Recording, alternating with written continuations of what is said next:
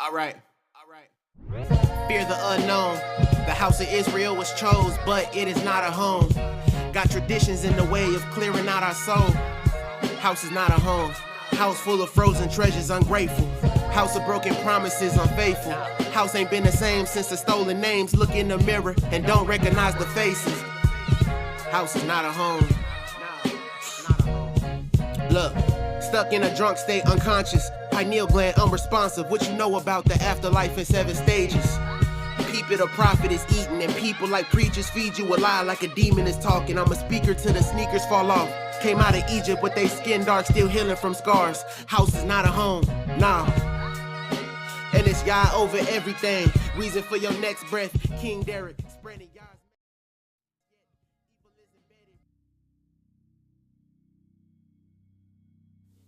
Shalom again, family. I hope you all are doing well. I'm blessed, and I'm back again with a quick video. Throughout the scriptures, the Most High reveals a pattern. The wicked rise in power through pride, deceit, and oppression, but their fall is certain and swift when judgment comes. Esau's descendants, who dwell in high places and seek to control the earth through lies and force, are not hidden from the Most High's eyes. Obadiah verses 3 and 4 reads, "The pride of thine heart had deceived thee, thou that dwell in the cleft of the rock, whose habitation is high, that said in his heart, Who shall bring me down to the ground? Though thou exalt thyself as an eagle, and though thou set thy nest among the stars, thence will I bring thee down, said Yahuwah." Obadiah 1, 3 through 4, and Isaiah 14 together expose the same arrogant spirit, the spirit of Babylon, the spirit of Esau, and the spirit of Satan. It's that same mindset that raises itself above Yah, seeks control through lies and deception, and aims to dethrone the truth itself. Obadiah speaks to the pride of Esau, whose descendants dwell in high places, hidden in the clefts of the rock, in which is symbolic to secret power structures, elite dominance, and false security. Obadiah verses 3 and 4 mirrors Babylon's rebellious ambition, a system that refuses to submit to Yahuwah, seeks to dominate nations, and manufactures confusion among the people. In Isaiah 14, Yah reveals the heart of this rebellion. Isaiah chapter 14 verses 13 and 14 reads, "For thou hast said in thine heart, I will ascend into heaven. I will exalt my throne above the stars of Elohim. I will sit also upon the mount of the congregation in the sides of the north." And then Yahuwah's response is absolute in verse 15. He says, "Yet thou shalt be brought down to hell, to the sides of the pit." This is the fate of every kingdom, nation, and ruler that lifts itself against Yah and oppresses his people. Whether it's ancient Babylon, Edom, Rome, or the modern powers of today, they are all operating under the same fallen spirit. And just like every empire before them, they too will fall, because no one can overthrow the Most High. His judgment is sure, his word is final, and his kingdom will rise forever. Babylon was more than just a city, it was a blueprint for wicked dominion. It represented the first united rebellion against Yah after the flood, where men sought to make a name for themselves rather than exalt the name of the Most High. Its foundations were rooted in control, sorcery, exploitation, and open defiance against the authority of Yah. Revelations 18 and 23 reveals the spiritual corruption behind Babylon's power. It reads, "And the light of the candle shall shine no more at all in thee, and the voice of the bridegroom and of the bride shall be heard no more at all in thee. For thy merchants were the great men of the earth, for by the sorceries were all nations deceived." That same spirit hasn't disappeared. It has evolved. Modern Babylon is a global system, still fueled by the same demonic forces, sorcery through pharmaceuticals and occult power, control through surveillance and technology, deception through mass media and false education, and exploitation through corrupt economies and religions. These are the high places where Esau now dwells, as prophesied in Obadiah, chapter 1, verses 3 through 4. Esau's descendants have merged with the power structures of Babylon. They control nations while hiding behind false identities. They finance wars, stir confusion, and suppress truth. Their influence touches every system: politics, media, finance, entertainment, and the false religion. And yet the Most High sees it all. The rise of Babylon marked the rise of rebellion. Its fall will mark the restoration of Yahuwah's kingdom and the rising of his people. Its judgment and collapse is already here. The question is not when will Babylon fall. It is already falling. And when the tearing down is complete, the remnant of Israel will stand as a testimony that Yah never forsakes those who keep his covenant, even in the midst of a global beast system. While the nations crumble and the wicked fall, those who have remained faithful, who endured, obeyed, and refused to bow to Babylon, will shine as the proof of Yah's promises. They are the ones who didn't conform to the lies, who didn't chase after the idols of this world, who didn't trade truth for comfort, and now, in the face of judgment, they will be preserved, protected, and exalted. Their very existence will declare to the world that Yah keeps his word, remembers his people, and delivers those who fear his name. In a time when darkness covers the earth, the remnant will shine with uncompromised light, set apart, sealed, and standing as a witness of Yah's power, mercy, and faithfulness. In these last days, when the systems of this world collapse, when the governments fall, economies fail, and the false religions are exposed, it will be the remnant of Israel who rises, scattered across the earth, yet awakened in truth, afflicted by centuries of oppression, yet not forsaken by their Elohim. They will stand as a light in the midst of darkness. They are those who held fast to the covenant when it was unpopular, who refused to bow to idols of modern Babylon, those who endured ridicule, rejection, and refinement, and now in the time of shaking, they will rise, not in rebellion, but in righteousness, set apart, empowered, and unmoved.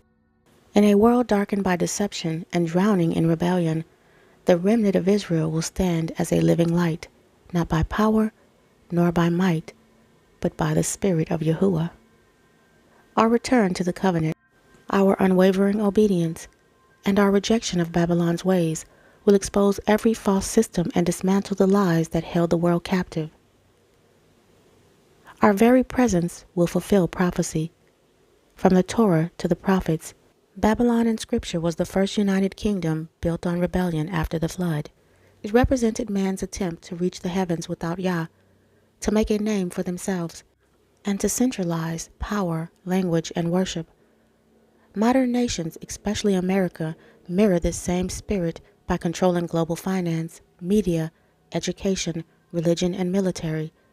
These are tools of influence used to enforce a one-world agenda, just like Babylon tried to create unity through rebellion.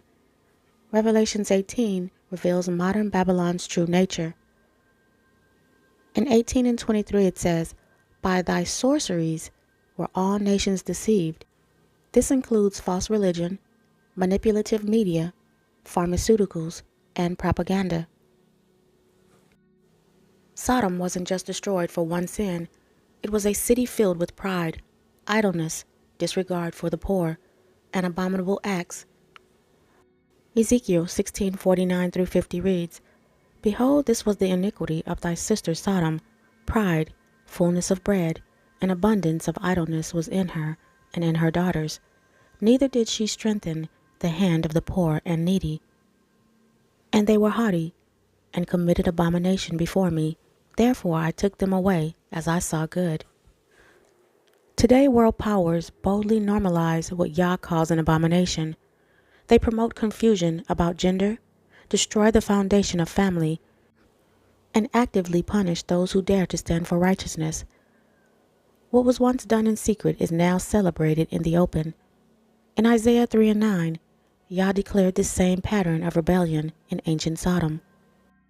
It reads, "The shew of their countenance do witness against them, and they declare their sin as Sodom, they hide it not. Woe unto their soul, for they have rewarded evil unto themselves. This is exactly what we see in our generation. Modern societies don't just tolerate sin, they parade it, legislate it, and elevate it. The spirit of Sodom has been revived, and it now sits at the heart of global culture, politics, and entertainment. And just like Sodom, it is ripe for judgment. The fruit of wicked dominion is evident in today's world, just as it was in ancient Babylon. At the core of this system is confusion, used as a powerful tool of control. Babylon itself means confusion, and we see its effects clearly. There's confusion about gender, identity, morality, and even truth itself. This confusion weakens the people and blinds them from righteousness. Alongside this is sorcery and deception, working through media, pharmaceuticals, false prophets, and political lies, all designed to manipulate minds and hearts away from the Most High. As in the days of Lot, the righteous are now persecuted. 2 Peter chapter 2 verses 7 through 8 reads, "And delivered just Lot, vexed with the filthy conversation of the wicked. For that righteous man dwelling among them, in seeing and hearing, vexed his righteous soul from day to day with their unlawful deeds." This tells us that Lot was vexed with the filthy conversation of the wicked. Likewise, today's righteous are mocked, censored, and socially isolated simply for standing on the truth. Economic exploitation is another tool of this dominion. Just like Babylon was wealthy, yet corrupt, today's world powers hoard resources, enslaving nations and individuals through unjust systems of debt, inflation, and poverty. At the heart of all of this is spiritual rebellion. I say this almost daily. I talk about this in normal conversation because it is the root of the problem. It's all spiritual. These systems preach tolerance and love, yet reject the commandments of Yahuwah. They build churches and platforms that appear holy, but preach a watered-down gospel, void of truth and power. They have replaced his true name, abandoned his Torah, and elevated false identities in place of his chosen people. This is a rotten fruit of wicked dominion, a global structure modeled after Babylon and Sodom, but its complete fall is fast approaching. Just like Babylon and Sodom, the wicked systems that govern today's world are destined to fall. Yah will not allow corrupt dominion to continue unchecked. Throughout history, he has always brought judgment upon the nations that defiled his earth, oppressed his people, and rebelled against his covenant. Yet before judgment comes, Yah consistently awakens and separates his remnant. He sends a call to his people to come out of Babylon, as Revelations 18:4 declares, to be set apart like Lot, and to prepare like Noah. The warning is clear, destruction is coming, but so is deliverance. For those who are watchful, obedient, and walking in covenant, Yah provides a way of escape. This is why it matters, because now is the time to be found faithful, not fearful. In closing, I would like to say, in the end, Babylon will fall, but Yah's people will rise. Now is the time to come out, stand firm, and walk in covenant. Destruction is coming, but so is deliverance. Stay watchful, stay obedient, and trust in Yahuwah. He never forsakes his remnant. Stay holy, family, and remember Matthew 24:13. He that endures unto the end, the same shall be saved. And until my next video, Shalom.